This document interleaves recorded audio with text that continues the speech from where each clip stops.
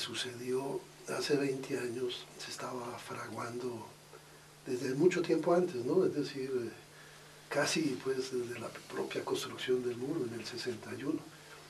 Incluso, bueno, en los países socialistas primero, pero también dentro de la misma Unión Soviética, aunque parezca mentira. Había sectores importantes en la sociedad soviética que, pues, de alguna manera mostraban su, digamos, su hilaridad y su digamos, sus dudas respecto a la utilidad que podría traer una cosa de estas. Y como dice Roberto, Víctor, por supuesto, la implicación fundamental de este muro de Berlín es que realmente eran dos posiciones encontradas, ¿no? Dos ideologías. Es lo más triste de todo, ¿no? Es decir, que durante tantos años el mundo hubiera estado sometido a estas terribles confrontaciones de la Guerra Fría, ¿no? Para infortunio de todos, ¿no? Infortunio de los que estaban en los países socialistas, de la gente común y corriente, pero también en Occidente, ¿no? Indudablemente lo que sucedió era de una necesidad que venía dándose ya con muchos años de anticipación. En la Unión Soviética ya a principios de los 80, ya a partir de la glasnost y la perestroika, ya se empezó, seguramente en los círculos de poder, de la nomenclatura, algunos sectores más liberales y todo esto alrededor de Gorbachev, ya empezaban a aprender y a entender esta situación. Yo creo que la situación era ya insostenible desde muchos puntos de vista.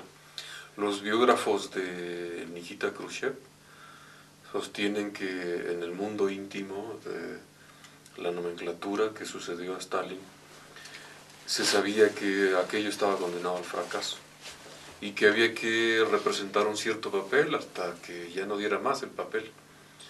Y creo que el régimen soviético se sostuvo teatralmente 20 años más, pero evidentemente se sabía que aquello era inviable. Y yo creo que Gorbachev lo supo desde el principio, y lo que hizo muy hábilmente fue desmontar todo un aparato autoritario para consumar un hecho que sucedió hace 20 años, ¿no? Entonces me parece que la crisis del poder totalitario se gestó mucho antes que el 9 de noviembre del año 89.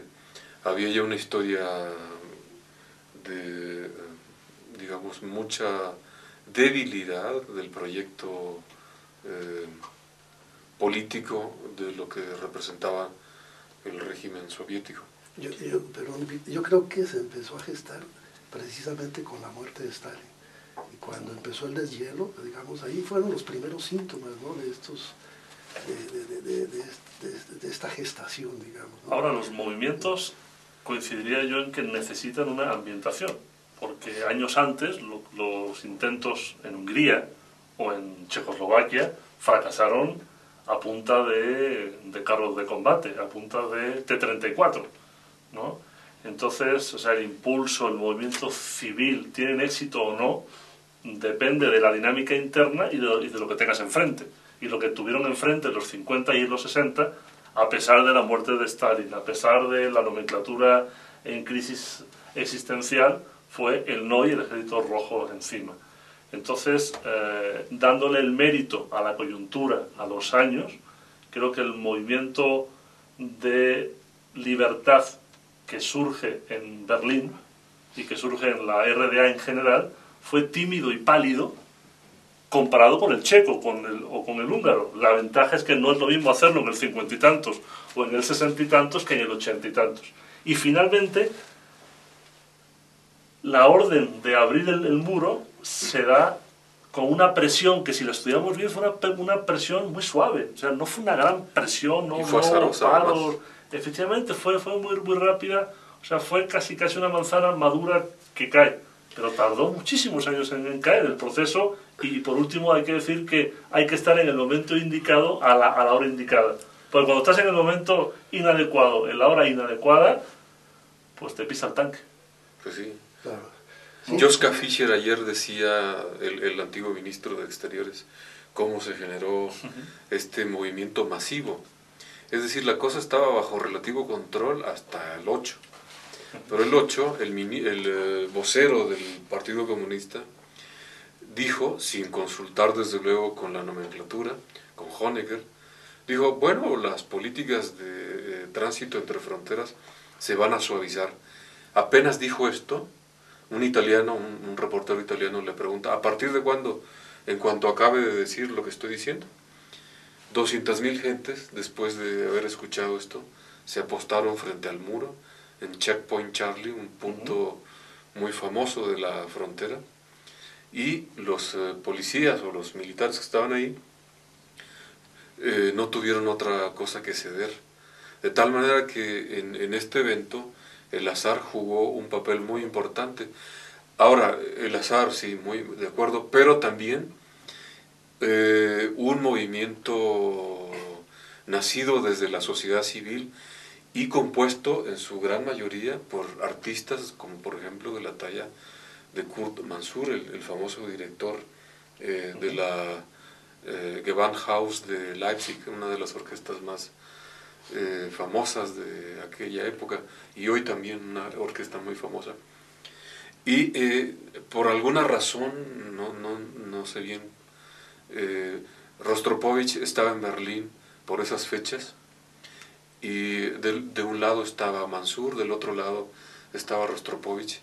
El 11 de noviembre de 1989, Rostropovich en la puerta de Brandenburgo tocó la segunda sonata de Bach para cello. Me parece, normalmente la gente piensa en Pink Floyd, y yo me permito evocar a Rostropovich tocando la segunda sonata para cello. Oye, dos anécdotas. Escuchaba ayer de boca de un testigo que el policía de la policía del pueblo que estaba ahí en la puerta no tenía órdenes de abrir, porque aunque el ministro dio las ruedas de prensa, etcétera, se fueron de ahí a las viviendas que tenía el políbulo a una hora de Berlín, y no había ni celular ni nada. Entonces no dieron la orden exacta, y tú sabes que en lo castrense una rueda de prensa será una rueda de prensa, pero si yo tengo una orden, la tengo o no la tengo. O sea, fue decisión del policía ante la gente, la presión, pero insisto, tampoco era una presión violenta, y hoy se sabe que fue el policía quien ató cabos y dijo, me la juego. Y curiosamente lo que le preguntaba a la mayoría de la gente que salía es, ¿puedo volver? Lo que preguntaba a la gente era, ¿puedo volver? Porque iban en plan de ilusión de, bueno, voy a llegar, veo, pero bueno, mi casa está aquí, quiero hacer... Como los personajes de A Puerta Cerrada de Sartre, ¿no? Sí, así es. Tienen miedo a salir. Esa es una. Y la otra es que muchas veces los sociólogos y los historiadores dicen, eso ocurrió así porque tuvo que pasar así. Lo que hablábamos antes, las coyunturas, o sea, todo se dio, o sea, no había otra forma de que aconteciese que como aconteció. Y eso es totalmente falso. Sí hay un momento en que hay una circunstancia, hay un hombre que dice, abro o no abro, disparo o no. Porque, por ejemplo, en esa misma época, años más, años menos, Ceausescu se fue a sangre y fuego. Sí. Mismas circunstancias. O sea, sí es importante la coyuntura, pero también la fibra y el sentimiento de la mujer o el hombre que está ahí son vitales, ¿no? Que necesitamos hacer una pausa en este momento.